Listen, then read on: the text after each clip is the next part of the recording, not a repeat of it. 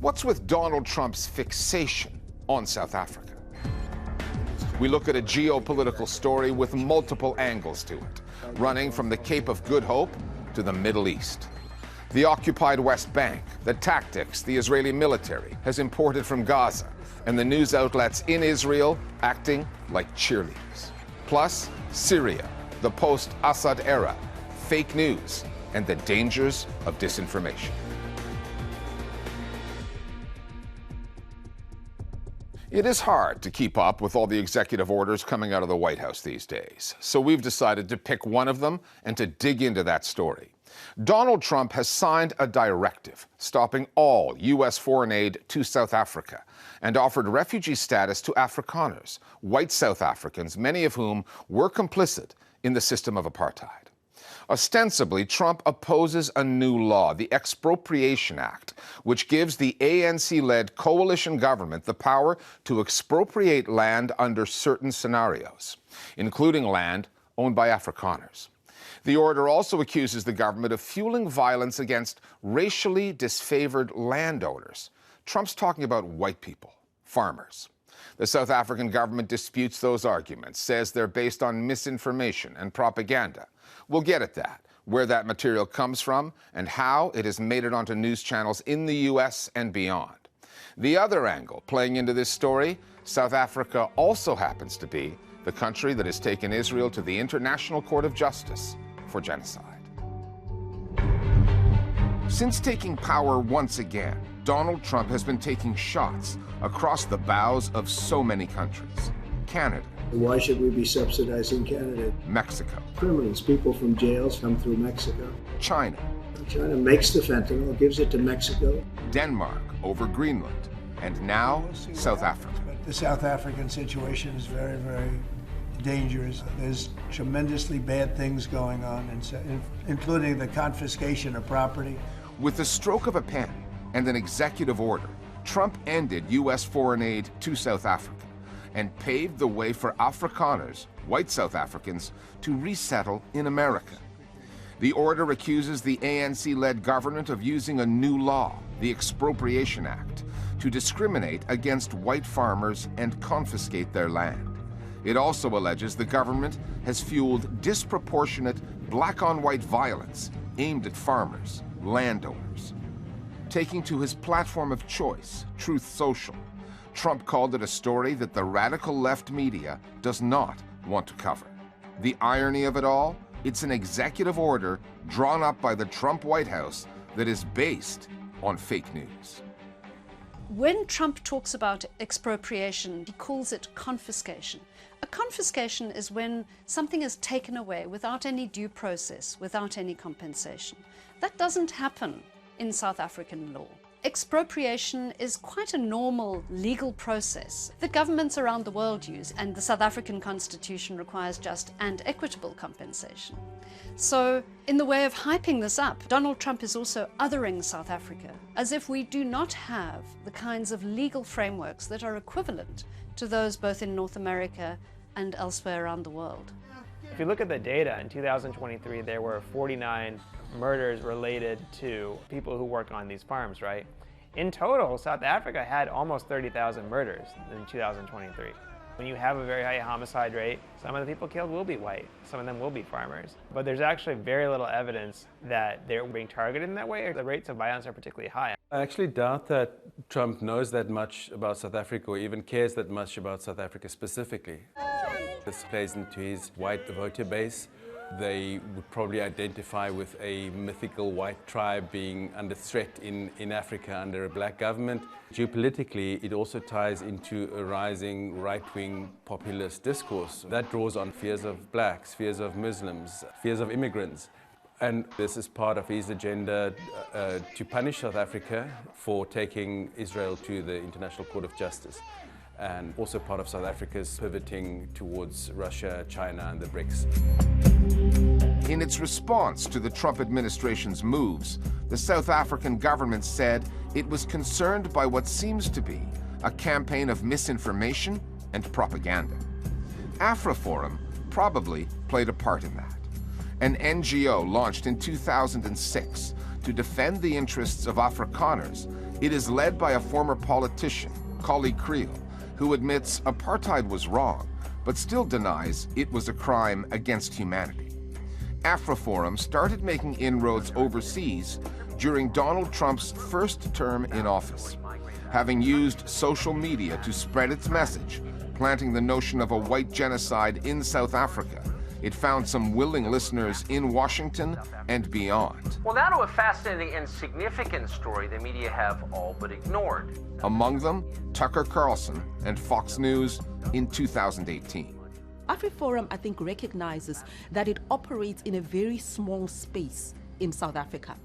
And it has taken advantage of the rise of right-wing elements in Europe and in America. South Africa deserves better than this lazy journalism from the mainstream. So it was a strategic move from them where they recognize that the world is changing a little bit, so we can find some allies. So in the last year, there were about roughly 84 farm murders. And they started attending these global right-wing conferences, coming to Capitol Hill to lobby people who've never even stepped out of their state and they don't know what South Africa is like. Ernst Roots, one of their leaders, has appeared at CPAC in Hungary, friends with Viktor Orban and other right-wing leaders. So this has been an active campaign of theirs. Now they are denying culpability, acting very surprised that this discourse of theirs, this terminology, has been appropriated and taken over by Trump. But when they were doing all of this, they were bragging about this on social media. Elon Musk has been using his platform and presumably his growing proximity to Donald Trump to juice this story up. He's been spreading statements online by opposition figures like Julius Malema to make the dubious claim that South Africa is a white genocide in waiting. Shoot to kill Gaza, kill the poor, the farmer, kill the poor, the farmer. Some of Malema's views are indeed reprehensible, but his party is not even part of the coalition government. He is just a tool that Musk uses to drive the narrative of white victimhood.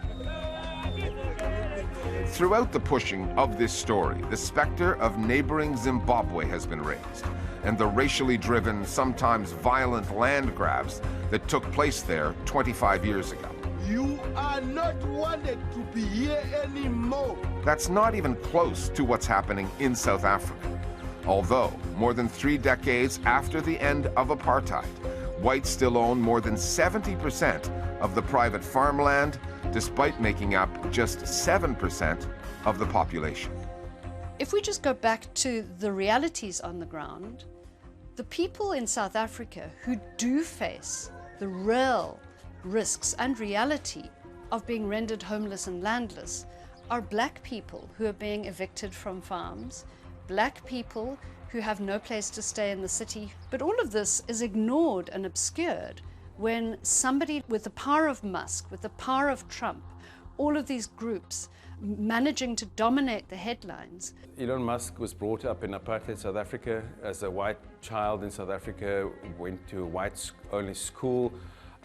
He would have been indoctrinated into the whole apartheid logic.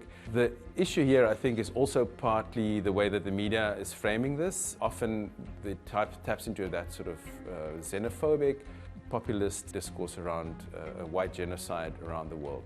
Yes, it's political, but I think we should also be careful not to throw out the baby with the bathwater. It's not like there is no such thing as a farm murder in South Africa. It does exist as an issue. The main thing that we have to be worried about is politicizing these topics, right? And exaggerating them in ways that are designed to help certain political factions. The media can help deflate the anger, resentment, and paranoia around these issues by just covering them, but covering them fairly, right? So that demagogues can't take advantage of these issues and kind of blow them out of proportion. 2 more aspects of that executive order, one of which was included and one that was not. It cited South Africa's, quote, aggressive position against Israel at the ICJ, accusing the Netanyahu government, but not Hamas, of genocide. That's not quite fake news, it's just utterly misleading, because that court only has jurisdiction over states. It has no power to issue rulings against a political organization like Hamas. The part the executive order left out, South Africa is a member of BRICS, the growing intergovernmental economic alliance that offers itself as an alternative to the G7 bloc led by the US.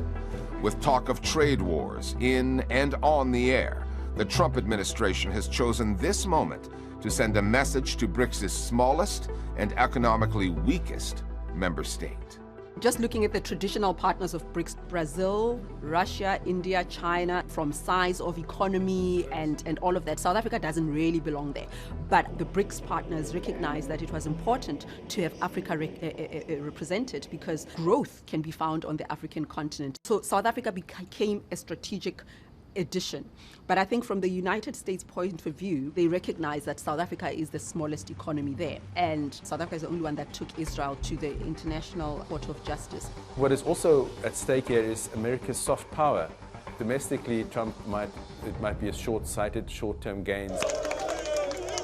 But all the recent studies show that there's a rising anti-American and anti-Western sentiment, not only in South Africa, but Africa more broadly. We are, as South Africans, a resilient people, and we will not be bullied. And these moves and the demise of American soft power is likely to play in the hands of those that want to see it diminished. And so I think at stake here is very high-risk geopolitical gambit by Donald Trump.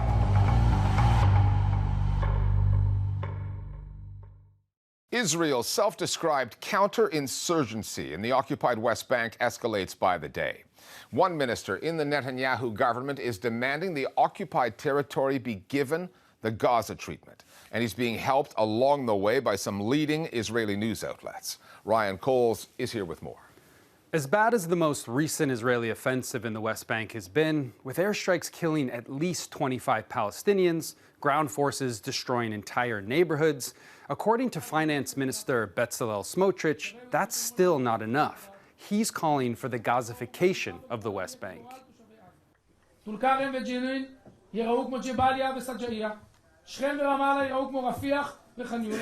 4 weeks ago, Israeli forces launched Operation Iron Wall, targeting what they described as terrorism. This past week, they stormed part of the Nur Shams refugee camp, warning residents over loudspeakers to leave, with Israeli soldiers firing bullets and sound bombs. Iron Wall represents a significant escalation in both scale and intensity, destroying essential services, raiding homes, and preventing essential medical assistance. Roads have been destroyed, including one to Jenin Government Hospital, the West Bank's only public healthcare facility. Tactics routinely normalized in and encouraged by Israeli media outlets. מה שמדינת ישראל צריכה לעשות זה לחתור לאותן תוצאות בדיוק כמו בעזה ביהודה ושומרון. זה פשוט לקחת ולהחריב שכונה אחרי שכונה, לשטח את המקום, לסלק את האנשים משם ולתת את זה, להעביר מסר. For months, Israeli officials and pundits have argued that the war on Gaza was a response to the October 7 attacks. But now that they are calling for similar tactics in the West Bank, an area that had no direct involvement in October 7, that argument falls apart. And Smotrich, one of the leading messengers in this offensive, knows the West Bank well. He's an Israeli settler there. Thanks, Ryan. Less than 3 months ago, with rebel forces closing in on him and the capital Damascus, Syrian President Bashar al-Assad fled for Moscow. Since then, a transitional government has been installed, a new president appointed. Coming out of more than half a century of totalitarian rule under the Assad family, this is a momentous time for Syrians. The authorities there had crushed political discourse. A culture of secrecy and suspicion permeated society, and a legacy of distrust can be difficult to get past, move on from. Information is now ricocheting around a country that had been under the grip of a dictator. Misinformation and disinformation are rampant as well, and anyone looking for accuracy in reporting does not have it easy. The Listening Post's Meenakshi Ravi now on one of the challenges facing Syria's transitional authorities. How, in a country still taking its first steps into a new era, do you tackle fake news? These are distressing images. Desperate families in Syria's grim Sednaya military prison, a name, a place that was shorthand for the industrial-scale brutality of the authoritarian Assad family. These are distressing images and they went viral last year after Syrian rebels threw open prisons across the country as they brought an end to Assadist rule. These are distressing images, and one of them is not from Sednaya. It's not even from Syria. We have seen a lot of AI-generated images and fake images, and even images that were from the Vietnam Museum of War that were published online as images from Sednaya. You know, before December, Sednaya for so many Syrians was this dark topic that we don't know much about. And then this very dark, secretive space became open to the public. There was lots of confusion around, you know, what people were seeing. And this was particularly the case in the early days, just after Assad had fled and these rebel groups had entered into Damascus. There was a stream of dis and misinformation. Syrians are particularly vulnerable to bad information. And considering what the country and its people have endured since independence from French rule in 1946, it's not surprising. After the declaration of the Syrian Republic, there was more than 15 years of political upheaval, coups, military rule, and then a hard turn in the early 1960s when the Ba'ath Party, led by members of Syria's minority Alawite Muslim community, established a political monopoly that lasted right up until December 2024. The dictatorship of General and then President Hafez al-Assad saw the transformation of Syria into a totalitarian police state. In the 3 decades of his rule, Syrians saw the imposition of mass surveillance, the pitting of the country's various communities, Sunni Muslim, Christian, Druze, Shia Muslim, and the Kurds against one another. The state dominated all communication and media. The intelligence agencies, known as the Mukhabarat, terrorized citizens, especially critics. There were disappearances, torture, extrajudicial killings of political opponents, lawyers, journalists, human rights campaigners, even just ordinary people. When Bashar al-Assad succeeded his father, there were glimmers of hope that there might be some reform. However, spooked by the mobilization of Syrian political and civil society, Bashar al-Assad cracked down with a ferocity that resulted in a rule that was even more despotic than his father's. For the past 5 decades, Syria has been ruled by oppressive leaders, and one of their key strategies has been to keep people in the dark, to withhold information. وأكد الرئيس الأسد أن المعارك التي يخوضها جيشنا البطل في مواجهة المجموعات الإرهابية هي التي تصنع التاريخ. Syrian state TV would constantly parrot regime propaganda, and that would get distributed on social media or even messaging apps. When the Arab uprisings of 2010 and 11 spread like wildfire in the region, Syrians staged some of the most impassioned demonstrations. The pushback from the regime was brutal, and the country descended into a bitter civil war. Information warfare was rampant, made worse by the involvement of numerous foreign players: Iran, Russia, the United States and its allies, Turkey, and various Arab nations. Cut to 2024, and having consolidated their rule in northwest Syria, a group of rebel factions, led by Hayat Tahrir al-Sham and their commander-in-chief Ahmed al-Shara, mounted a putsch that moved at incredible speed and led to Bashar al-Assad's rule disintegrating in December. Since then, the country has been in a state of heightened emotion, exhilaration, trepidation, relief, anxiety, and confusion. Information is flowing like never before, and much of it is unreliable. It's kept Ahmed Primo, the founder of a group called Verify Syria, incredibly busy. There are numerous misinformation campaigns that took off after the fall of the Syrian regime. One campaign, for instance, portrays Syria as having deteriorated so much that things were actually better during Bashar al-Assad's rule. Other campaigns target minorities in Syria, spreading false information that Alawite Muslims are being targeted and killed solely because they are Alawites, or that Christian churches are being burnt down solely because they follow a religion other than Islam. There are also campaigns aimed at the majority Sunni population, saying that the new leader, Ahmed al-Shara, has pardoned all those who participated in killing Sunnis, including senior members of the Assad regime. For me, as Syrian today, I ask myself, whose survival depends on prolonging the conflict, whose survival depends on prolonging the war? And the answer here is, first, you have the Syrian government officials who are terrified of an accountability process. And then you have the businessmen and the warlords who have benefited financially from this conflict.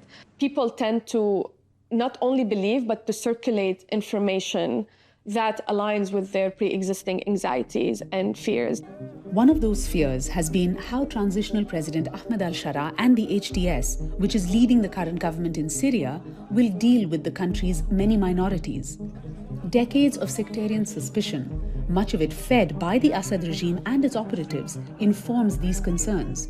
Also, the history of the HTS, which is largely Sunni and was born out of a group created by the Islamic State in the Levant, ISIL, carries its own baggage. In the days after the fall of Assad, a video zipped around the country. It showed the burning of an Alawite shrine by HTS fighters. The video was months old, but it was being shared as if the incident had just occurred. It sent tremors through the country. What was really interesting about the example of the shrine is that the incident was taken out of context. And again, we've seen lots of this happen recently. A lot of these examples are being resurfaced from the past and being attributed to HTS or other smaller groups in Syria. It became so prolific that the new Ministry of Interior felt the need to put out a statement, and they clarified it. The video of the attack on the shrine inflamed sectarian tensions in Syria. As it spread online, we saw many protests take place. We saw Alawites take up arms, and other sects, particularly Sunnis, did the same in an attempt to confront and suppress them. This kind of chaos seemed to have been the aim behind sharing this video. Verify Syria was amongst the first outlets to fact-check the burning shrine video. The group is one of the most active and credible sources of information on the country. They get their funding from American and European sources, both governmental and corporate. They named their key donors and sponsors when we asked and said they will be publishing the list on their website soon. Not all the outlets claiming to be reliable sources for Syrian news are in the same league as Verify Syria. So I became aware of the Syrian Minority Observatory as I was trying to work on a story regarding incidents that I was hearing, like looting and thefts and killing and kidnapping. So I reached out to them to just try to verify some of the videos that were being circulated. They could not verify the locations and the dates. And then one of the videos that they shared, they claimed it was from Jable, which is my hometown, but it was actually from Idlib. So I reached out to the guy and told him, listen, this video, it's not from the coast, it's from Idlib. He told me that I am supporting the genocide against the Alawites. After I pushed back against them, they started to use very sexual language. They threatened me with rape. Now, what's concerning particularly about this group is it seems that they are being led by Syrians who might not be inside the country. So again, it's people who have either fled because of the current change in administration or fled because of the Syrian war, and maybe they themselves are experiencing information from second or third-hand sources, at which point some of that information may become distorted or misleading. They have consistently posted more graphic and prolific posts, much of which has turned out to be misinformation and disinformation as well. Syria is one of the most complicated places on the planet right now. Navigating it is hard. There are malicious actors out to create trouble. There is the confusion inherent in this moment, which turns rumor into news into consequences very fast. And there are even journalists who can do serious damage. Amidst the rush of foreign media that flooded into Syria in December was CNN and its chief international correspondent, Clarissa Ward. The story of Assad's prisons was of global interest, and Ward filed a report claiming to have witnessed the freeing of a detainee. The implication was that he was a prisoner of conscience. Okay, you're okay. You're okay. You're okay. You're okay. He clutches my arm tightly with both hands. Within hours of going out, the report was getting panned. What people were seeing didn't feel like journalism. Verify Syria ran the report through its fact-checking process and revealed that the star character in Ward's piece was a former intelligence official who worked with the Assad regime. With that CNN report, it was very clear there was something wrong with it. We at Verify watched it, first and foremost as Syrians and secondly as fact-checkers. We analyzed the video, and by analyze, I mean we watched it frame by frame. We sent out the link to the report along with key questions to our colleagues in Syria. We wanted to know who this person is, why they were arrested, where the video was taken, and what prison is this. All we did was ask additional questions. Is Clarissa Ward someone who has just started out in journalism? No, she's covered many wars. Has Clarissa Ward or CNN had any prior incidents where there's been a sense that there's been a bit of a setup? I will not answer these questions. I'll let the audience answer that. CNN should have admitted they were wrong, admit that they contributed to misleading the audience and people at large.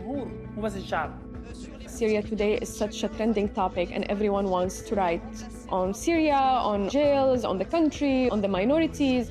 I would really hope that journalists, before they publish anything, to truly go through a fact-checking process and understand that there is a lot of disinformation happening within the country, and the future of Syria will depend and will be shaped by the information we choose to believe and choose to repeat. And finally, back to Washington, where Caroline Leavitt, Donald Trump's new press secretary, made a point this past week of telling journalists their access to the president was a privilege and by no means assured. Nobody has the right to go into the Oval Office and ask the President of the United States questions. That's an invitation that is given. Leavitt said that just after the White House blocked an Associated Press reporter from attending an event because the AP still referred to the Gulf of Mexico in its reporting, rather than using Trump's new term for that body of water, one that he recently made up, Gulf of America. Now, Donald Trump likes to play favorites, flex his political muscle, and he is not the first president to do that. What is unprecedented, however, is this zero-tolerance policy the White House now has when it comes to terminology the president does not like. News outlets have style guides for what we call things, the terminology that we use, and there is a lot of thinking that goes into them. More thought, we would bet, than the president put into the term Gulf of America.